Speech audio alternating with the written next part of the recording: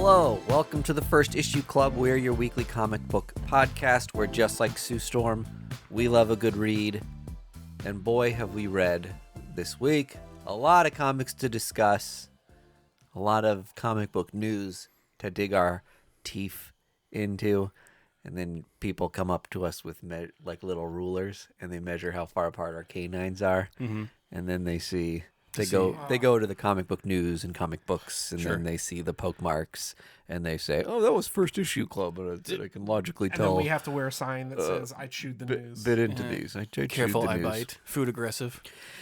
Did they not just watch us bite it? So why did they need to measure us if they can visually identify us? I don't know. Ask them, not me. They are the teeth measurers. So Yep. This podcast is lucky for us, brought to you by a sponsor, Boulevard Brewing Company's Space Camper Cosmic IPA, full of hops, a brilliant taste experience at 5.9% for the classic Space Camper, with several other varietals in different percentages and flavors. a crisp, bold taste that cannot be replicated. While you can purchase it as a gas station, you should purchase it at a gas station because it's better than the gas station beer. Yeah. Go to the Patreon to figure out what we're talking about. Patreon.com/First Issue Club. That's right. Before we get into the news, before we get into the comic books, I usually do this at the end of the episode, but I want to front end it this time. We have a Discord, First Issue Club Discord, that is a ton of fun. If you're looking for some extracurricular comic book activity, go over to the Discord. We're always talking about new stuff that we found while we're hunting comic books, stuff we're currently reading. One of our friends, 10K, does a cover challenge every few months, which is hotly contested and very competitive. So if you're looking for a fun, cool place to hang out and talk comic books outside of listening to our show, head on over there, as well as all the other social media outlets. Yeah. It is a very nice, positive zone. We've never had to kick anybody out. No. People have left on their own accord. Because they saw the writing on the wall. They can't handle the overwhelming positivity from the rest of us. Here's my goal. It is a very positive space. Here's what I do with the Discord, because we're all mods. That's short for moderator. I give you absolute freedom, right? You can say whatever you want. However, the group that we have amassed will quickly let you know that they don't tolerate shit. It's a real First Amendment situation. We are the government, and we protect you for the ability to say stuff. What we don't protect you from is other people, the chuckleheads that will take you down. Yeah, and we have had. I can think of 3 instances where shit got a little hairy, and I was like, I don't remember anything. Let's see how this unfolds, and it quickly got handled that I didn't have to step in at all, and it was great. All right, I might have to ask about that after the show. Yeah. Nothing too bad, but it was some political stuff that just got too weird, and we keep it not political.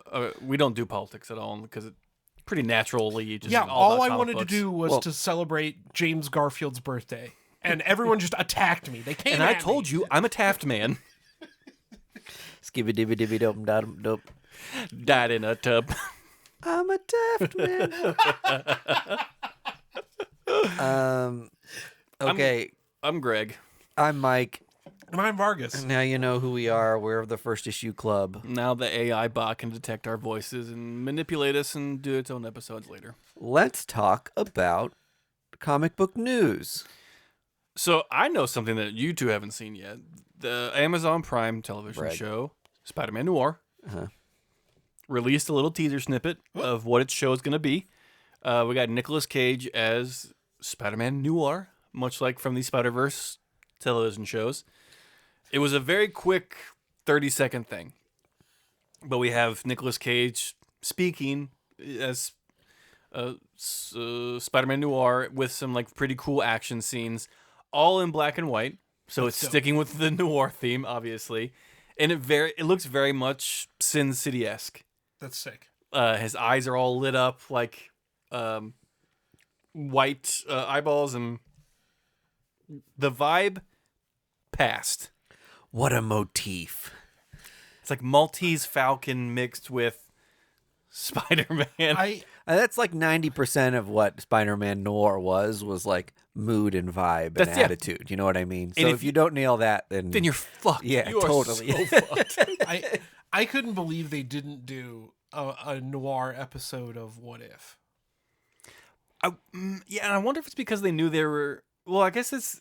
I don't know who owns this. Do X-Men noir. Do Luke Cage noir. I mean, they did every superhero under the sun. Yeah. I don't know. Good question. I'll run it up to Bob Iger. Yeah, See yeah. what Call he says. Kevin. I think it's just a thing of like they didn't want to flood the market Sure. because Yeah, we all know that how popular film noir is. I mean, have you been on Tumblr lately? It's all over the place. It's all over. if you don't count voice acting, has Nick Cage, he's up there with like superheroes portrayed in film as far as like the number of roles that he's had. Yeah, I mean we have Ghost Rider, we have Spider-Man Noir, we have Superman. Well, That was potentially. yeah. I mean, he has appeared in film as Superman. That's what I'm one time. Yeah. The dad from Raising Arizona. What else? Is there one we're missing?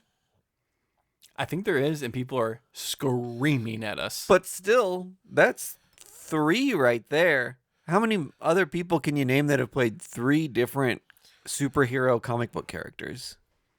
Well, I know that Nathan Fillion's going to be playing Guy Gardner in 3 separate DC things in 1 year. Yeah.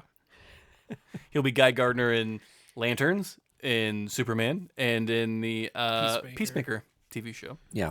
And he was the Hammer. Mm-hmm. The Hammer is my penis. Mm-hmm. And then he was also in Guardians of the Galaxy. Yes, he was. He's probably voiced more Yeah. than Nick Cage. Voices don't count for this. Oh, they don't? No. Alan Tudyk? I think Tudyk's been in a bunch of stuff. in terms of Andy Serkis? number of appearances, I think Sebastian Stan probably has everybody beat with his Bucky stuff. Well, no, and I'm not saying No, not just times on camera. Yeah, Yes. right. Characters In turn, played. individual characters. different characters played. Well, he's done 2. And to play Bucky and Winter Soldier. a Spider-Man, a Superman, and A Ghost a Rider. Ghost Rider. Rider. Those are 3 massive characters. Mm-hmm. And I think one of the things you run into a lot is that you kind of can't. It's hard to get cast as another one once you've been one of these things. Mm-hmm. But he's evaded, I guess, icon status as one of these characters individually. Like we don't associate him with any of them because I associate him with Ghost Rider. Ghost Rider maybe. I guess he's the kind of like Yeah. there hasn't been a larger Ghost Rider thing yet. There was the kid in Agents of S.H.I.E.L.D., but Yeah, that's pretty much it. There's a Batman and Birdman. Michael Keaton. Michael Keaton. Yeah, the Falcon. Not the Falcon. The Vulture. Vulture. Oh, Oh, yeah. that's 3. That's 3. Birdman's not a pre-existing. We don't know that. Birdman's a parody on Batman. Still counts. Counts as a superhero. I don't think it does. Oh, okay. Debatable. Chat, sound off. Chat. Get some L's here for my D. That's a good question. If you know, hit us up and let us know what we've done wrong. I guess Chris Evans was only really 2, wasn't he? Who? Chris Evans. Human Torch. Human Torch. Captain America. Captain America. And then Human Torch again. Human Torch again. And then the guy in Knives Out. Yeah, well, that's right. Another superhero. Oh, the evil boyfriend in Scott Pilgrim. Yeah, there we go. Oh, that counts. That counts. There we go. I did it, Dad. Look at you. I did it, Dad. Okay. Well, fun side combo. Yeah. How about that? We did it. We did it, folks. Didn't even prepare, and we came up with one other guy who's played 3 different comic book characters. Ain't we great? La-ti-da. Oh, I think really the person that has really done it is James Gunn's brother. Oh, yeah. Sean Gunn. Sean Gunn. He's been in Guardians of the Galaxy, every Well, DC project. Yeah, he was Weasel. He was Calendar Man. Uh-huh. He was... he did the motion capture for Rocket. and Yeah. he played like a prisoner or something. He played somebody in Guardians of the Galaxy 1 as If like a y- cameo. If you're not a character that has distinctly come from comic books, I'm not counting you. Okay. Hard line.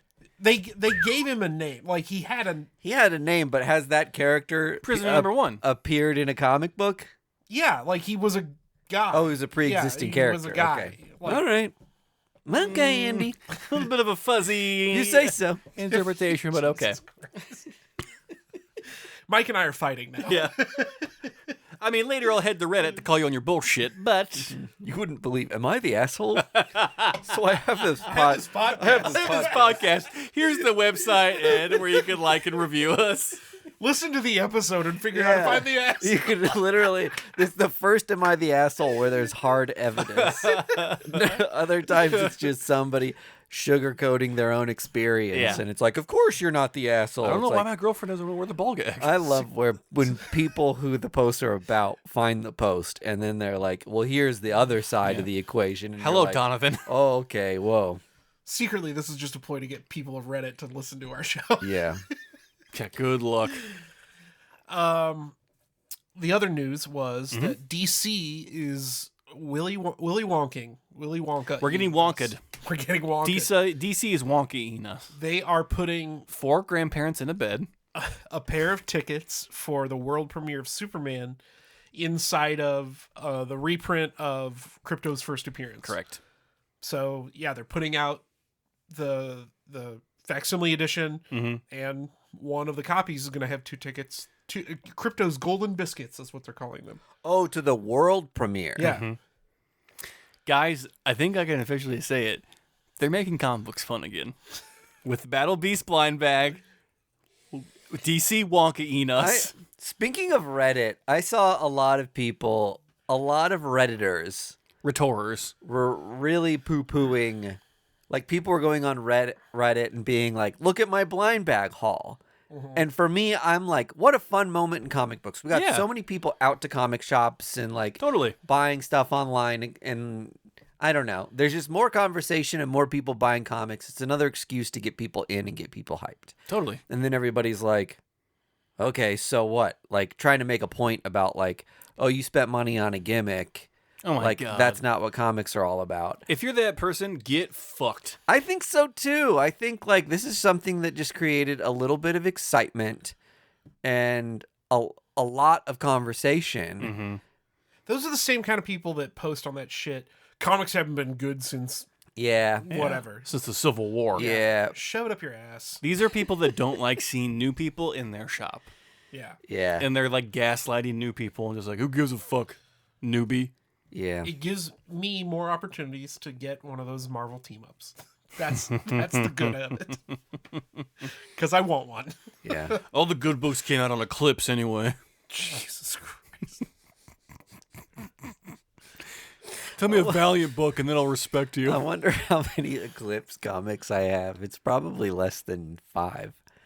Well, seeing as they only made less than 100, Yeah. it's a pretty decent amount. Why do we know the publisher so well for a comic publisher? It was a Marvel imprint. It was a Marvel imprint. Okay. Got it. They bought it, right? They had to have. Yeah, 'Cause I don't- they were acquired. Because I think I've got Eclipse comics that seem very unassociated with Marvel. I think wasn't that like Elektra Assassin on Eclipse? Oh, you know what? I think you're right. Maybe Something along those maybe it lines. became independent after it. People love hearing us speculate and not not know these hard facts. Miracle Man was originally printed, well, the non-UK stuff Yes. was printed on Eclipse. So it is a Marvel thing. Confirmed. Well, Marvel bought it, for sure. yeah. That's part of the thing that led to the rights issue. Yes, that's right. I do have a thing. And maybe we can talk about Oh. it later Whoa. next week. You want to talk about your thing today? Dude, whip it out. Our friend Botter from the Shortbox podcast Okay. alerted me to that like League of Comic Geeks has like a pro plan you can get for $20 a year. And it's similar to like CLZ, where you can like track your reading and your prices or whatever, and like just it's a different mode or method to like track your collection. He wanted to know, like, how do we decide when to do that? Like, at what point do you amass enough comics where you're just like, I need an external app or tracking thing to like keep my shit straight? I'm fine talking about it now. Dude, Let's hit It's it. a light news week. I knew I needed something when I had like 10 long boxes. Ooh, I would have gone way before. When I hit 3 long boxes, I was like, uh-oh. I don't know what is any of this. Well, I guess that's the thing. Like at that point, I was just like picking up stuff that I was reading, and I wasn't like dollar bin hunting and like doing the whole variant thing. I was just like reading the books that I wanted to read. Right. And my collection at that point was like A mess. yeah, like I'm missing an issue. Is it Hulk number 4 or Hulk number 5? Whatever. And like I have to have something. Yeah. So that I did the spreadsheet thing that I think we all try and do. Oh yeah. And then once I got to the point where it was like, 15 short boxes or whatever, like, in well into the thousands, it's like I need something that I can easily search. How much and can a long reference. box hold? Long boxes like 2 short boxes, so like 300 comics. Yeah, okay. Between 300 and 400, Depending on if you use bag reports. depending on how many times you fold them. Yeah. Well, I shred mine. Oh, that's smart. Yeah, like confetti. So you can put your hamsters in there too. Yeah. And there's like an extra game of trying to put it back together. Just like, ooh, I got a different comic now. So yeah, like it's just with CLZ, and I really haven't dug into League of Geeks much. Like the added bonus of knowing what like your collection is quote unquote worth, or like tracking the prices, or just like that, just like the external extras you get of just like, oh, like this is like just like fun little data entry stuff that I'm like gonna geek about, is like a way to like choose between which one you like gravitate towards. It's fun to see the price.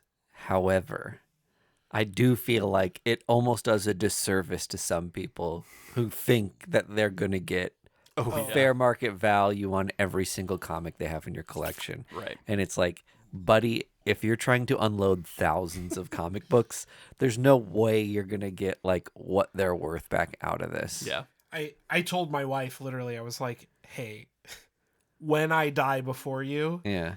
take whatever's in my app, divide it by 2, Yes. and take that money. Yes. Like, just go to some guy Yeah. and be like, take all of these for that amount of money. That was honestly an incentive for me to start getting comics graded and things like that. Yeah. Was like, if I pass, my wife has an easy, handy dandy way of knowing what matters and what does not. Yeah. And all of this other stuff she can unload for like literally Pennies on the dollar. anything she can get for it. Yeah. Like I just passed 11,000 the other day. And I know you passed 10. Just past 10, yeah. So we're in I'm rounding the corner on 100. comic anniversary, guys. Greg got 6 now. He's like, what's comics? I'm more of a manga guy. But literally take any amount of money someone offers you. Like if they'll move it out of the house for you. Yeah, especially if they like- bring the car to the house. Like take $100. Well, It's like like I when don't you're care. trying to get rid of like a piano. Yeah. It's like free. Just come and fucking get it. Yeah. Please. It's a curse I am lingering just with in my home. So I think that is a part of graded comics that is nice. That it'd be really easy for my wife to look these up and say an 8 in this should be $100. A 9 in this should be $500. Like I will say, I think the only difference is insurance. Let's say, for whatever reason, your house burns down. God forbid. If I would you honestly have take it if I got the fair market value for all my comics. That's what I'm talking about. I could build on a room that's But if you have proof Yeah. of like the things Yeah. in your collection, insurance wise, if you claim all that stuff and like you can get specific insurance for like Collections. yeah. I'm not saying arson is the answer. I have but home insurance. I don't know. That's if, satire, by the way. I don't know if that covers. You have to get supplemental insurance specifically for stuff like this. Yeah. Okay. I wonder. I might be at a point with You the amount of need- comics I have yes. that I should. Well, It's do probably something. so cheap that you You're- might as well. your comics and all your original art Yeah. and all your signed stuff, like, Yeah. for sure. And Louis. Right. This Louis starts the fire, by the way. fucking passed out dog behind Louis Andy. started the fire. He's a little puppy and he's causing fires. When he used to cry when he was a little puppy. His official color is champagne. Oh And he's- boy! and All right, he's- Drake. I And- thought you could only get those from Champagne puppy. the Champagne region. Yeah, this is sparkling poodle, Mike. Sparkling cool. poodle. Thank you. But I used to sing to him, "I'm a champagne standard poodle and I cry," when he used to whine. And he goes, "Not helping. Yeah. I miss my mom." Yep. I would like my mom back, please. Let's give this guy Oh, some Superman branded cr- milk bones. a crypto milk bone. We've summoned him with just the mere jostling. If you haven't heard, Milkbone did a very fun giveaway where they gave us a limited edition Superman comic book with a box of Milkbones that has just sent the secondary market into a tizzy. That's the most valuable milk bone my guy will ever eat. I bought it on a whim for $15 from the Milkbone site. From the Milk Bone Corporation. Straight from the teat. It has since ballooned into a price range that I'm wondering, do I sell this piece of shit? Yeah. That's And- so Who wrote it? goofy. Cohen. Cohen and Mercer. That's The like an dynamic duo. advertising agency, probably. Some intern. That says Neil Adams. It is funny. It's like, you remember how like Combo Man had a moment after what's it called? It was Combos. It was in, well, I know Crossover. after Combos. You know what I meant. Crossover. Crossover. Yes. On the count of three, name your favorite combo flavor. 1, 2, 3. Pizza. Pizza. I don't know. I don't have one. I guess I never really ate He combos. goes pizza, peanut butter, pretzel, Yeah. Peanut butter. a million layers of dirt, all other flavors, All 7 layers of hell. China. all other flavors of combo. Then nacho cheese. Combos are terrible for you. Like, Yeah. you're better off swimming in the river that RFK was in. Third time I made that reference today. Back to my moment for an app for Yes. organizing my comics. Yeah.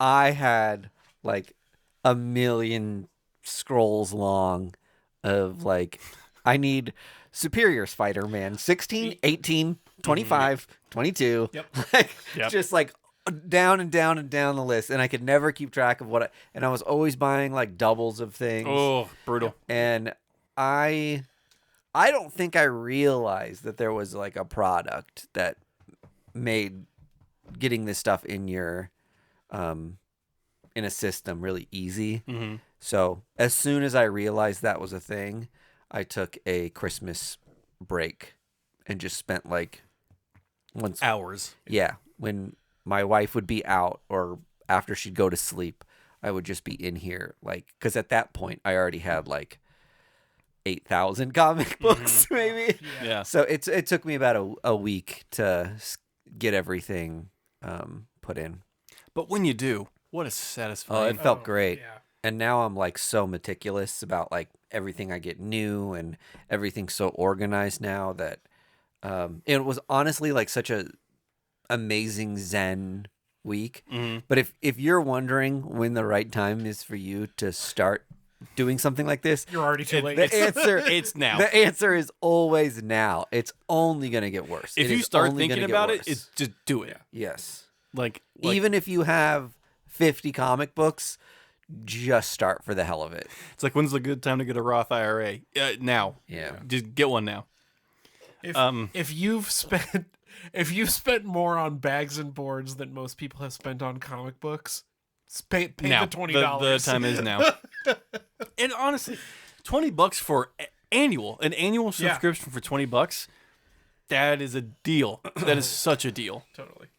It's worth it just to be able to scan a book, like scan the barcode on the front of a book and know if you own it already. I just like the CLZ shake feature on the phone app. That's super fun. That is fun. Did That's you actually see like a cool thing. cover? I work on an app for my full-time gig.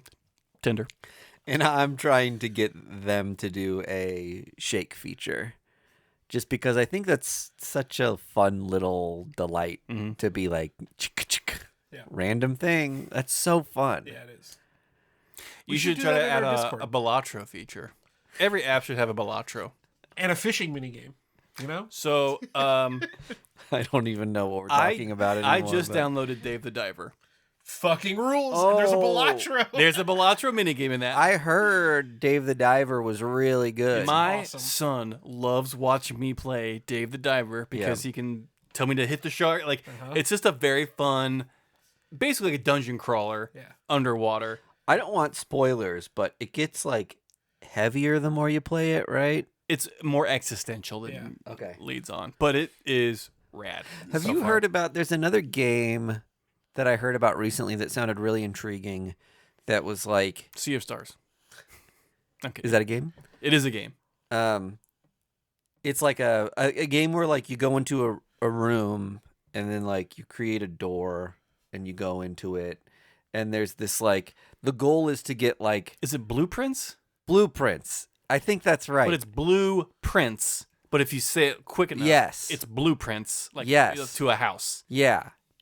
It's like the biggest mind teaser game that people are playing right now. Yeah, and it's the whole mission of it is to kind of like, I don't know, remember a cadence or a pattern or like something to like get further. But then there's like, the better you get at it, the more you realize that there's like something bigger at hand. I love these little things that like, we're so used to these freemium junk games where it's just like microtransaction. Or just like, it's like move forward, move to the left, move forward, move to the left. And you do it just to like numb your brain after work while you're watching TV. Right. And the fact that people are making those kind of games and then they get existential or they open a door to something that's like bigger. Like I love like brain junk as an entry point into something that gets heavier. It's so clever to me. It's medicine wrapped in cheese. Yes. That's the example I can give you. So those two games in particular have sounded really interesting to me. Dave the Diver, it's on. I have the PS5. It's on the Premium Plus thing. I've been playing it. Okay. It's awesome. For like 8 hours straight. Do they still have the Godzilla DLC? Oh, I don't know. I'll have to check on that. You're selling to a sushi store or something? Yeah. And like the cutscenes are. It's just a very fun game. It's awesome. I've been replaying Link to the Past. Nice. Yeah. Awesome. Fun game. What do we do on this show typically? I know. Let's get talk back about to video games, right? You wish. We talk about comic books. And we're going to get right into that theme now. Can I go first, at least to talk about Exquisite Corpses? Because you guys already talked about it. I haven't read anything this week because it was a hectic week, but I read 2 things that you are going to talk about. Okay. And Mike D read one I know that I also read. So, but Stealing my thunder. I'm going to talk about Exquisite Corpses first because you guys talked about it already. Yeah. I love this book. Did you listen to my review on the episode? No. Okay. I wanted to go into the book blind. Nice. Okay. You don't listen to your friends when you're not here and you miss one? Well, I didn't because I knew you guys were talking about Exquisite Corpses. I'm appalled. You couldn't listen to our early show banter where we fucking roast you? Oh my god, just like That's why I don't listen, because I can't handle it. Just filleted you. I can't handle it. So I think my 5-second review is, this doesn't read like an ordinary Tinian book where you have to like think about stuff. It's kind of more like a turn off your brain and like watch the John Wick movie unfold before you. Yeah. It's like Marvel vs. Capcom, just like a bunch of different superheroes coming together to beat the shit out of one exactly another. right. It felt like a John Carpenter movie, like an Assault on Precinct 13, where you've got all these serial killer types invading a town, and the townsfolk are going to have to deal with it. But there's this Running Man game happening in the background, and Snake Plissken has to dive in and, kill everybody. Well, and here. Tell me if you got the same vibe from the book of just like, it's less of a concern about the townspeople. Now there are like side mini games and side bets that these rich people have made on who can get like the highest kill count. Yeah. But what I was telling Mike D was like, if you are keen enough as a townsfolk person and you just like lay low, you are probably going to survive. Oh yeah. The night. Oh yeah. But that's probably not going to happen because they're just like running into like Halloween parties and like highly populated areas and just like wrecking shit. It's a regular purge situation over here. Yeah. I thought it was great. I'm super excited about the game. I already committed to getting the polybag version with the game cards in preparation. You gonna slab those? Slab the cards. Slab the card and the comic. And the comic together. They double slab. How do they grade the corners if you got a rounded corner card? There's still corners on it. It's a 9. So I really liked it. I thought it was great. It is like kind of a turn your brain off though, and just enjoy the ride. Do you guys remember Assassination? Yes. Yes. Erica Henderson, and I can't remember who the writer was. I want to say Kyle Starks. Was it Kyle Starks? That comic was really fun. Yeah. But it was like assassins trying to kill other assassins, and there was like a leaderboard. Yeah. There's something about I mean, obviously that book was like kind of fun and funny. But kind of reminds me of some of the concept here. Yeah, You just pulled up your Godzilla Here There Be Aliens, and that IDW, the new IDW logo is sitting on top of it. Oh, yeah. And that still just blows my mind. Yeah, it's not a good logo. It is Kyle Starks. That was correct. Nice. Good work. Well, I guess I'll talk about Godzilla since I also read it. it was awesome. It's not bad. It was pretty It's great. very campy and fun. It reminded me of the 80s Godzilla stuff where Godzilla has to fight aliens and the aliens are trying to invade and Godzilla has to stop them. Yep. It had a lot of like Department of Truth vibes too. IDW could have just very easily made this a shit book Well, with no heart, but they added a fucking story. I can Frank tell. Thierry's writing. Yeah. Yeah, Yes. Frank Thierry's writing it. Crazy Yes. to me. He also wrote the 2 prequel series to this because this is technically a sequel to Godzilla Here Be Dragons. There be aliens. Here be dragons, there be aliens.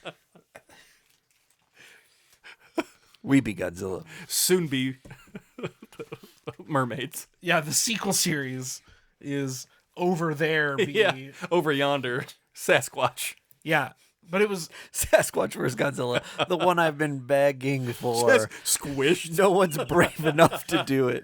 Just the Yeti rolling up to Godzilla, just like, "Urgh." You thought your feet were big. They call you Bigfoot? Yeah, right.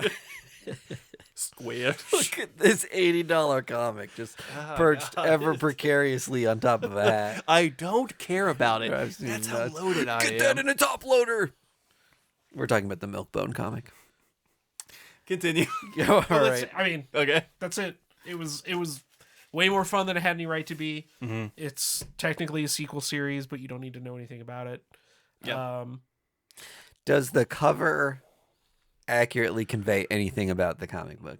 Well, there's a Godzilla and there's aliens, Yeah, so I mean, you fucking tell me. Marginally, if Well, I mean, here's my thing. The logo and the cover Reads like Mars Attacks. makes me think hard pass. Really? I think so. Maybe it's like, is it supposed to be like so goofball okay, that you so buy it? Because I wasn't going to. I'll give you a rundown of what the story is. here's my thing. Frank Thierry is a great writer, Yeah. I think. Yeah. And- reflected in this comic. And I think there's a chance that this is maybe like better than this hokey cover would lead you to believe. So let me give you wipe from your mind Delete. the fact that this is a Godzilla comic for a second. Erase. It's just a normal big lizard. This is a story about a guy who's trying to convince Falls in love. Sorry, I'll shut up. he's trying to convince the government that cryptids exist. Okay. And trying to get funding for his department that's dedicated to researching the cryptids, the monsters that he believes exists. Mm-hmm. And he's on his last leg, whatever, when all of a sudden Godzilla appears and there's concrete evidence that Godzilla exists. Got it. But at the same time, this sounds like A giant lone tree. Bigfoot versus Bigger Feet is on the way. so when Godzilla appears, he gets a knock on the door, and this woman introduces herself and says, "Your agency is actually a cover for the real agency that knows Godzilla exists, Yeah. and we need you to help fight Godzilla." And then, incidentally, there is an alien conspiracy happening in the background. Okay. So, like I said, it's very Department of Truth. Who are you? Like- I'm Agent Sasquatch. Like secrets on secrets, lies upon lies kind of I'm stuff. the one who squatch. Who squatches the Squatchman? Squatch is the Squatchman. Oh, that's good. Yeah, it sounds good. You're gonna have to give one of those away, Greg. Come here. Hey, thank you. Oh, good catch. I posed a question over on our Twitter and Instagram to keep in theme with Godzilla. Godzilla destroys the Marvel Universe. Second issue is coming out. And I just kind of wanted to throw out the thought experiment. What if Godzilla saves the Marvel Universe and becomes an honorary Avenger? Is that a more compelling story? And they give him an Avengers membership card the size Yeah. of a billboard. I think that's kind of more fun to see him help Captain America fight like Galactus or Yeah. like a Celestial or whatever. Yeah. Then like of course everyone's going to expect Godzilla to destroy the Marvel Universe. But what if he saved it? I mean, What if he brought prayer back to school? Godzilla saves the Marvel Universe. we've been Godzilla. saying it for years. Bring the god back to Godzilla. That's really funny. Lizard, hear our prayer. Leaving like milk bones around now, like Easter eggs for Louis. He's like, "This is the best day of my." It's a good thing. These are tiny milk bones. Yeah, well, I think there was a pretty bad dog obesity epidemic. Milkbone wants to be part of the solution. Yeah, these are actually sodium free, gluten free. Oh my god. Mike D, do you want to talk about sleep? Yes. So Sleep, as Vargas and I both found out in the kind of notes after the comic, is by the writer of Kaiju Max. Oh, cool. And it is nothing like Kaiju Max. And By design. yeah, it sounded like he kind of made a point to say, I feel like I'm due for something that is very atypical of what people expect from me. I am more than Kaiju Max. Yeah, that's right. So this is tonally much more serious. It's like a very slow burn horror kind of comic, whereas Kaiju Max is like Well, just like the name. fun, irreverent, goofball, like over the top sort of thing. So apologies if you get sniffs Louis, we're out of bones. on the mic for my dog. I'm out of sticks. And look at the couch. The thing that struck me. He knows the words all done. So if he comes up to you, All done. yeah, show your hands and say all done. He knows what that means. He's like in disbelief right now. He's shell shocked. He's getting that. He's that ringing in his ears, and everything's blurry. How do you know that?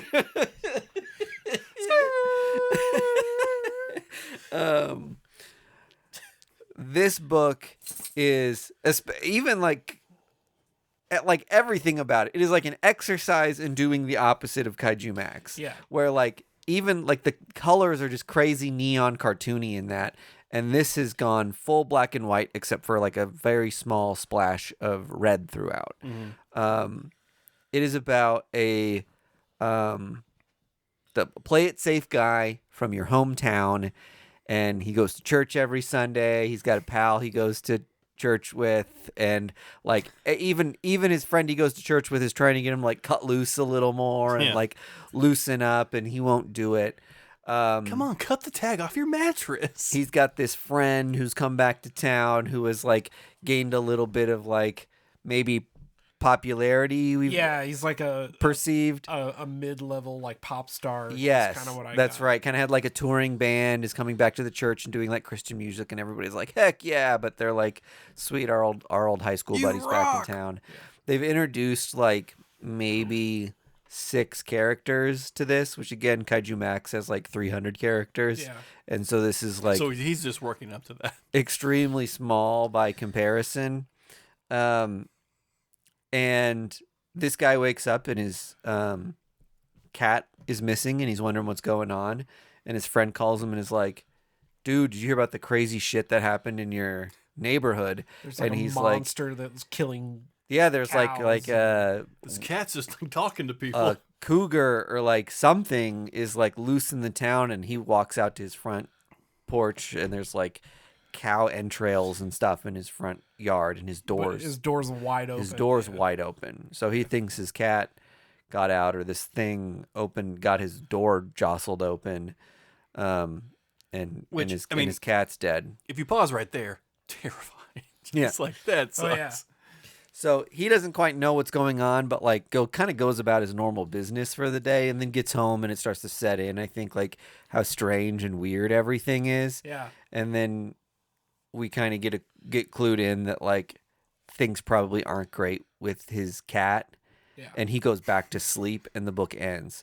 So they're not on speaking terms. His whole thing is like while he's sleeping,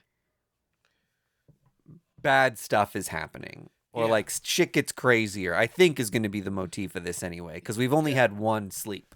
But assuming since the cliffhanger was him falling back to sleep, I'm assuming that issue 2 opens with him waking up again and people being like, "Oh my god, more shit happened." And like, so is he the beast? So I'm led to believe that he's a werewolf or something. Oh, however, cool. There's quotes in the back from different comic book creators, Matt Kent being one of them. And it's like, oh, I thought it was a redacted thing, but it turns out that like it's nothing like redacted, blah, blah, blah. Like they did this really clever review system where people have read the entire series and like said what they thought it was going to be, just to let you know that like, yeah, you probably have ideas in your head, but it's not going to be one of these hyper-typical situations. I thought that was such a clever way to be like, it's not what you think it is, give it another couple issues. Yeah, like, yes.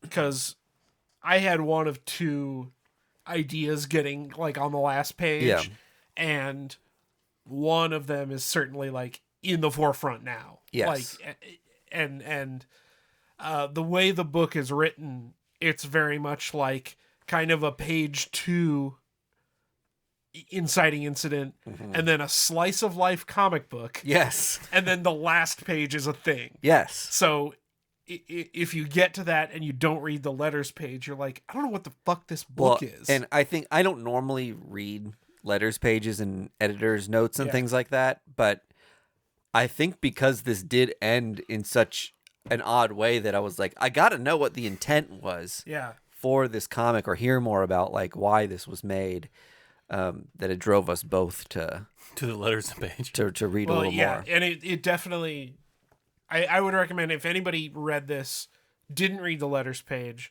and was on the fence about it, read that letters page, and I think you might feel a little bit differently. I like seeing like the cartoony art style and like the big word bubbles with like, you know, massive lettering that lets you know that it's like, this is going to be a breezy, quick read. Like just that sets you up for an expectation that this book is not delivering. that it's gonna yes. it's gonna be very fleeting and throwaway and goofball because of some of the stylistic things in here. Right. And when it's not that, you're like, is this genius? Like 5 pages into it, I was like, this feels unlike a lot of other things I've read. If you can trick Matt Kent with the red herring, Yes, then you're kind of onto something. Mr. Red Herring, for sure. It felt like one of the books that, like, when I'm flipping through my CLZ, it's like, oh man, I forgot about that series. It was so good. I'm so glad I have that in my collection. Right. Yeah. It'll be a sleeper hit, no pun intended. So Sleep by Zander. Sleep by Zander Cannon. Nice. Next. I also read Huck, Big Bad World. Was this a last week book? Probably. Okay. Yeah. By Mark Millar. And Raphael Albuquerque. Yeah. Did you guys read the first Huck? I did. It's my favorite Mark Millar book. I loved Huck. I am good with that. I also really liked Huck, and I'm not so much like a Nemesis fan. A lot of other Millar stuff that's like serious doesn't like resonate with me. Yeah, well, it's very like, look how evil this guy is, or like, look how badass this guy is. Yes, right. And this This is more like Forrest Gump has like superpowers. That's exact. I mean, that's the elevator pitch for the book. Yeah. Super Gump. Yeah, I mean it is, and it was so great getting to dive back into this world. This guy's so gumped up. He's double gumped up. He's double gumped. On a Thursday. I loved getting back into it and just seeing the, like, without any like irony or you know, tongue in cheek, getting this character who's just like a big sweetie. Yeah. Feels so nice. Yeah. In a world where you don't get that kind of stuff. And his when the world's filled with Mark Millars. I mean, when the world's full of all kinds of people that just aren't that. Getting to read a book about somebody who's like just truly wants to do a good deed every day. That's like the point of the book. Yeah. And this kind of expands on his world a little bit more, where there are potentially more people like Huck and his mother who have these special abilities. And this guy, for whatever reason, I think hopefully genuinely altruistically, wants to help figure out why these people have superpowers and get them together and, you know, help them. So, well, if I know comic books like I know comic books, that kind of scenario isn't truly altruistic. I know, but I mean, I have hopes just based on the nature of the first story and the nature of the character. I'm hoping Mark's not trying to rug pull us, but I guess we'll see. He's holding a box of chocolates on the cover, so I mean, Is he in love? we're leaning into the Gump thing again. It's so Huck good. and love. It's so good. I mean, Mark Millar's not It's a sleeper goofy comic. Gorsh. He's Huck before he got like trapped in the Disney World, where he's like just like deformed into the Goofy. Jaw jets out. The sequel is called Yuck. Oh, yuck. Gorsh, I'm an abomination. And then the last book I read was Gwenpool. I'm bummed I didn't pick this up. You should. Yeah. I'll get you a copy. It was actually really fun. Was it? Yeah. So for anybody who doesn't know, Gwenpool is a comic book reader, just like you or me, who gets sucked into the world of Marvel Comics. And she has the power to slip between the panels. And I thought Reminds you of anyone? Dupe. Yeah. There was that whole Marginalia Oh, yeah. Dupe comic. That was a good one. Yeah. I thought this was just a great reintroduction of the character and her powers while introducing like an evil Gwenpool. Yeah. Well, I think it's funny that like the tone of Gwenpool to start with, and then this cover goes so hard, like Rob Liefeld Deadpool. Yeah. Well, and like the homage to the movie Deadpool with the single like sword coming out of her wrist. Yeah. It's like It's so good. I had so much fun with it. It's by Cavan Scott, who's written really good. the bulk of the Star Wars High Republic stuff for Marvel, and it was just a really fun book, very lighthearted, but full of cool action and a cool twist at the end. Yeah. This cover has someone's throat getting slashed and another head fully decapitated, spraying blood and flying through the air. Why are we polybagging anything, Marvel? Yeah, T+. And it's Team Plus. If this didn't get polybagged, like, why the other stuff? Well, so that's another like fun thing about the book too, is that it starts off in this very like fun, lighthearted way, and then it starts raining, and then there's like a tonal shift, and then the characters like reference the tonal shift in the panel. It's great. It's great. Very, very fun book. A comic for comic fans. A comic for comic fans, no doubt. Yeah, that's every comic book. That was it. Did you guys read anything? Yes. I did not. Oh, you read Superman. I read Dan Slott's Superman. I'm a huge Dan Slott fan. He got me back into Spider-Man and comics in general. Loved Superior, and I've been buying most of what he does since. So, had to pick up Superman. I'm excited to see what he does with the character. The Free Comic Book Day issue of Superman is like the first, I don't know, 10 pages-ish of this comic that's a lead into like the situation at hand, wherein an asteroid is plummeting towards Earth, standard fare for Superman. But the asteroid, just another day at the office. But the asteroid is made out of kryptonite. Great setup. So it's like, what happens? And then that's where the Free Comic Book Day ends. That's where the title page hits in the comic itself. Superman just lets the meteor hit Earth and he goes to another planet. Let any of the thousands of other superheroes take care of that time to move on. Yeah. A couple other things are happening that get set up early on. One is like Lois Lane is in charge of the Daily Planet, and they're a woman CEO. She girl bossing, and they're making like kind of like a pivot in the way they handle the company, and there's some interesting things at hand there. But the crux of this obviously is the Superman situation. The meteor plummeting towards Earth. Right? Yeah, it's a little more important than the sale. Of, what about his Superman's best friend Jimmy Olsen? What's he doing in this? I think he's like, chilling. He's a turtle, hoping to keep his job. Yeah, and life. Okay, so he says goodbye to John because he who's his son, because he knows super hearing as well. He can hear me, so he does this whole like goodbye. I'm gonna like, hey John, it's Dad. John, it's Daddy. It's a very moving kind of speech, especially if you're a Superman fan. Yeah. It's kind of a moving moment where he's just like, being Superman is like not about like the glory of it all. Like this moment is being Superman, where I'm giving myself up for like the larger good. Yeah, and someday you may have that as well. It's as much about a single human connection as it is about saving the planet. Right. Yeah. Yeah. Very Superman. And so you're led to believe that he basically bores himself into this like big kryptonite thing to blow it up, and then you would assume dies in the process. However, the comic then, I'll say this, like another title page.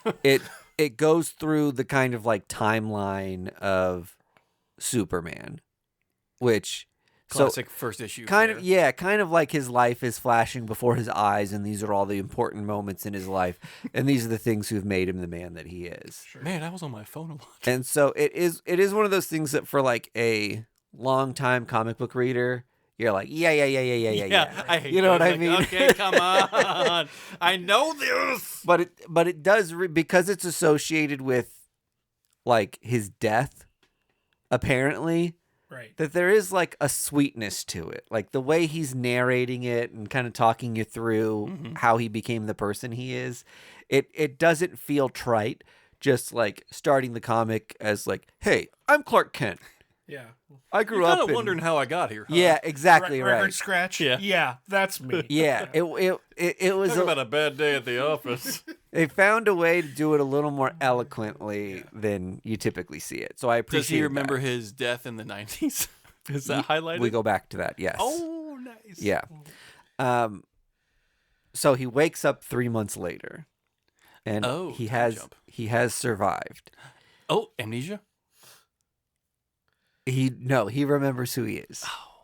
In the interim, Kryptonite blindness. shut the fuck up, guy.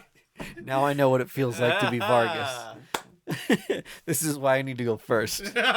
Everyone gets slap happy towards the end, and I can't get through It truly is. Okay, so everybody's coming in to see him and say hey, and like, oh my God, you're back. We're glad you're okay. You look like Clark Kent.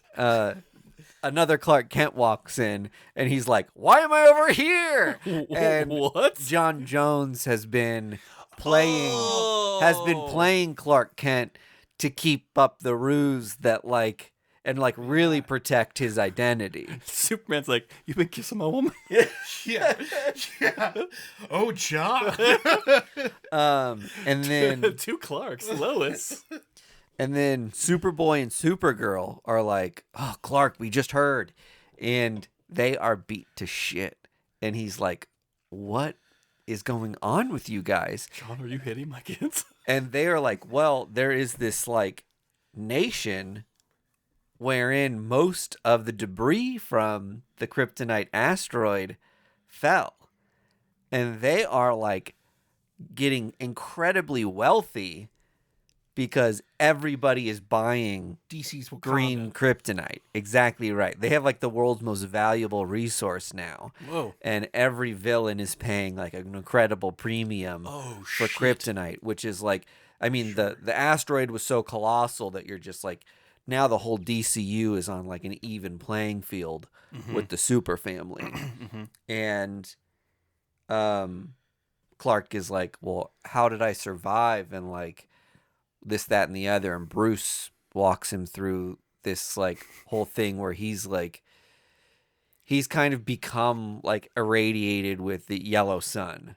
Oh, okay. And so like Superman himself now is like a micro sun, I think is what we're supposed to take away from that.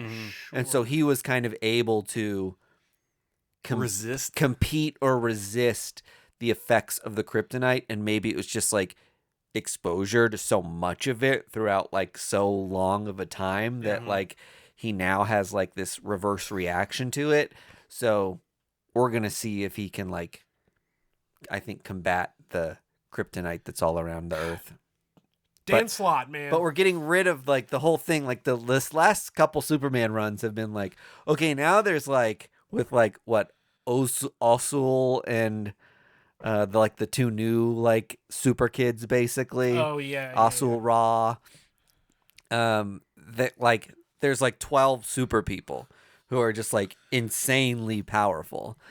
And Dan Slott said, yeah, not anymore. And I think this was the whole thing like that he did with Spider-Man was just like find a way to like knock it. Now I'm going to put Lex Luthor's brain in Superman's head. Knock it on its ass. Yeah.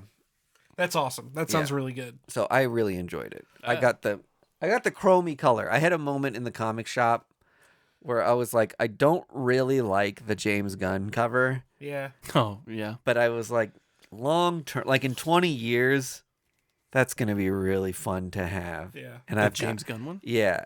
And I'm kind of, because it's just such a pop culture moment right now, and people end up loving those things long term. Yeah. And I'm like, I bet I wish that I'll tell you what, I have the Nicolas Cage one, I have the Jerry Seinfeld one, and I have the Paul McCartney one. Yep. Well worth it. You didn't get the William Shatner one? No, there was a William Shatner one. There's a William Shatner one. Well, that's fucking useless now. And there's going to be a Stephen Colbert one too. I will definitely get the Stephen Colbert one. I bought the too. Stephen Colbert Amazing Spider-Man book, and that sells for a pretty penny. I have almost all the market. printings of the Barack Obama Spider-Man cover. That A cover is worth a buttload. Speaking of Frank Thierry. Yeah. And then the Heater Mad Cave has been on. Oh, just, yeah. we have What Happened to the Crimson Justice, which is a great comic about a world wherein there's like a Batman kind of character, and him and his arch villain are in this like explosion, and the villain is killed, and he says like, now's a good time to bow out. So he just like pieces out and kind of acts like he's dead, and starts like a little cute coffee shop and like retires, right? I love that. And Making espressos. the old police commissioner that he used to work with, who was his like James Gordon, lights up the old symbol and is like, I know you're out there somewhere. And the old nemesis comes back and kills the commissioner, kind of answers the call of the like Crimson Justice light, and kills the commissioner. And then through a couple different scenarios wherein he's seeing like old people he used to like fight crime with living like really hard lives, and the state that the city has come to, he gets back in gear and suits up to fight crime again. Sure. And that's where the issue ends. But it was a really fun, breezy read. So basically, yeah, like imagine Batman retires and then Jim Gordon gets killed, and he's like, I got to see what's up and take care of some of my old family again that I made through fighting crime. And Mad Cave's on here. Dude, Mad Cave can not miss lately. I organized my comics, or I've been like filtering in the stuff I've read over the last like 4 or 5 months back into my organized boxes lately, and I doubled the amount of Mad Cave I had just from the last like 4 or 5 months. It's bonkers. So many good comics lately. Just destroying everyone else. Yeah. Oh, speaking of like indie publishers, real quick, Aftershock is coming back. Yeah. They figured out their bankruptcy stuff from really? like a year ago. I didn't realize that. And they're going to now be able to start making comic books again. So that's exciting. I loved Aftershock stuff. Yeah. On Boom, our last comic of the day, I read The Killer Affairs of State 2. So this was there was an original series, and this is the follow-up to it. Follows an assassin. Would it be funny for a book to do like the Killer of something 2, but not have a number, like not have a previous series, and people are like, oh my God, what have I missed? Hit him with the Star Wars. Star Wars did that. Yeah, exactly. Yeah, hit him with the Star Wars. This comic, when I was reading it, I was like, this is like Greg's kryptonite. Hold on. A lot of words. So wordy. It is like, it starts out as meandering. Like, does it meander? No boobs. It meanders. Listen, dicks too. It is just like a recounting of human history in just like large text boxes for pages and pages and pages. Sick. And so it is kind of a slog. Greg's like, yeah. I really think like I did not invite you in. Yeah. I think if I gave you this and was like, read it, I would just say no. And once you're just like, I'm not gonna like this, like close it and don't feel bad about not continuing to read it. I think you'd maybe get 3-4 pages in before you were like, actually, fuck this. And let me explain. let me. First of all, apt description of me as a comic book reader, but does it not make sense if there gets to a word count with a comic book where it's just like, make it prose. Yeah, like this is ridiculous. Yeah. The comic book was made to illustrate movement and to show artistic talent Greg, as well. You don't have to attack the comic. The comic will not come for you. I'm explaining who I am to the listener. As a reader, yeah. Like, I love reading. Yeah. I'm not an imbecile. But there comes to a point where I'm like, if I'm reading more text than seeing imagery on a comic book, it just loses the point for me. And I think that's like, you can have really good comics that are like this. However, it's just not what you expect from the medium very often, right? Yeah. Right. So when it happens, it's kind of like you have this moment where you're like, oh, it's one of these. Yeah. Yeah. and then like once you buy in or once you become like ready for it, Mm-hmm. it can be a really good experience. But I did have that moment with it where I was like, okay, I'm going to have to dive in. committing. I'm not going to be able to finish reading all my comics in time, as Vargas found out because I spent so much time reading this one. Here's the best example of how to do it correctly. Yeah. Tooth and Nail. Mm-hmm. They gave you Oh, it's yeah. like the animal comic Yeah. and the crux is they Autumnlands, find yeah. Autumnlands. They Yeah. find like a human at the end. Yeah. Mm-hmm. That book gave you a page and a half of dense knowledge and wordage every issue. And then they just made a comic book. Yeah. They just they front loaded it of just like, okay, here's all the frilly stuff we want you to know, and now we're gonna get into a comic book. That I can totally deal with because it kind of adds to the vibe of the book in the like the fantasy nature of it.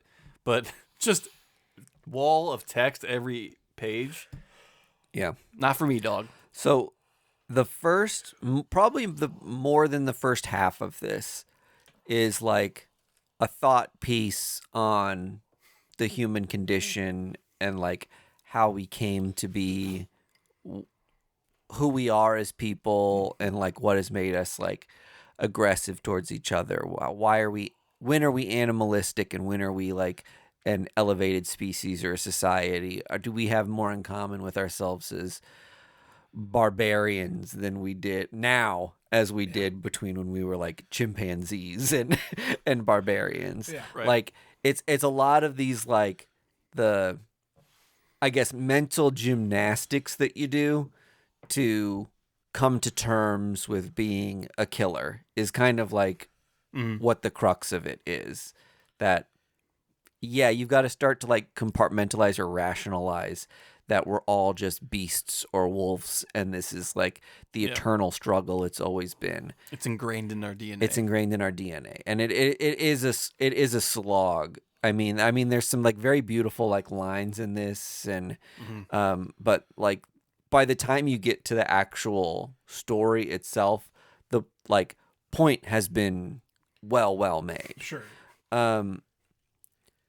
Then this leads to like a fun kind of John Wick style, like not John Wick style, but I guess more like secret assassin, Jason Bourne. Jason Bourne kind of like take care of a political enemy, but it creates this really interesting contrast wherein this guy is posed with two scenarios. He's uncovered this like gnarly like child trafficking ring and at the same time has other priorities because he's like a contract killer for like a high power government, and he's like their priority is another political figure. Like no one's priority is like actual monsters. Yeah. And so he's got to have this like moment between like, okay, I'm going to finish my job, but I feel like I should probably do something about like this heinous minors thing. being trafficked, like, and there the real problem. and there are like repercussions because he chose his job over this, other thing that like he can use his talents for something that may be like, quote unquote good. Yeah. Very interesting. Yeah. Like, but definitely like a heady thought piece on what it takes to like kill a person. It sounds like a Tom Clancy movie, Sure. as opposed to like a John Wick. Yes. Right. Like yeah. a Sum of All Fears, as opposed to I'm Yeah. innocent. I don't care. hey, that's The Fugitive. I know. It's a good movie. I don't know what you're talking about, Mike. It sounds like a book that's right up my alley. I mean, I do think it like, you can read it if you want, Oh, we don't have 6 hours. but I think you'll find Is it in audio form? it very like mind numbing. Just, I hope this isn't coming across as like me being like Greg isn't an intellectual. That's not what I'm saying. No, I'm not an intellectual, but I do have a limit. Yeah, it's just like There's no Alfs in it. no, there's no fun aliens. There's no cat eating. No, there's no Godzilla. There's no God or Godzilla. I'm out. Yeah, but this isn't as bad as I envisioned it. But No. there is a lot of landscapes with text boxes. Yes, it's a lot of landscapes with text, and it takes you through like human history with there's like a lot of season 2 of Severance with, like, in this. cavemen and like then like the Greeks and the Romans, and we kind of speak to like first there was this and then there was this, and it's a long read, and then it turns into like a spy movie, and the spy movie part is better for it, having gotten all the setup. Yeah. But while I'm reading the setup, I'm just like, Ugh. oh man, like this is You gotta eat your vegetables before you have your cake. yeah. Can't this be James Bond? Did you read the first series? No, I didn't. I I heard it was good, so I figured good like jumping on point. Yeah. I might have to go back and pick that up. Yeah. Or I'll trade weight it. There you go. You've piqued my interest, Okay. and more so, it's a That's the thing point of of the podcast. It's a thing of proving you all wrong. If I said he would have liked it, he wouldn't have cared. Yeah, but you're an idiot. Hey man, I'm a smooth brain too. We both read the Godzilla comic. That's true. Listen, smooth brains are important as well. Yeah, we're people too. Yeah, we deserve a parade For my birthday. for my birthday. Is that all we've done? Is that all the comic That's it. books? Yeah. We did it. What an episode. Extra long and extra funny just for you. And I'm talking to you because it's your birthday. So if you're Aw. listening, happy birthday. Enjoy your parade. Bye. First Issue Club podcast is brought to you by Boulevard Brewing Company, the people responsible for our favorite drinks, the Space Camper Cosmic IPA family of beers. Our show is edited and produced by our hosts Mike DeStacy, Greg Lichtig, and Andy Vargas. You can find us on social media at First Issue Club, and you can join the supporters who keep our humble podcast going on our Patreon at patreon.com/firstissueclub.